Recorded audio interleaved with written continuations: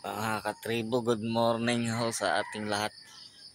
Ako ngayon ay bibiyahe na uli. Magandang umaga. Sana ho ay maganda ang biyahe ko ngayong araw.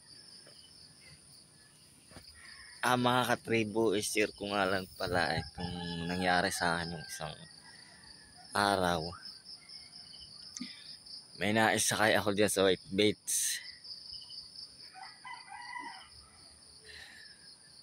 Hindi naman ho ito kwento ko lang, pero ito ay totoo.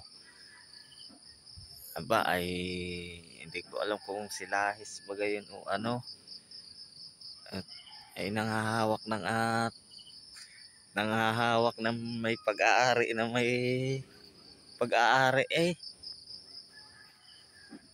talagang nakakaiyamot. Pero hindi ko naman pwedeng pasahero ko pero siyempre pinilisan ko na para mahatid ko na agad sa kanyang pupuntahan. Kaya kayo sa mga driver dito sa may puerto ay dyan sa may Whitebait ay may gayon.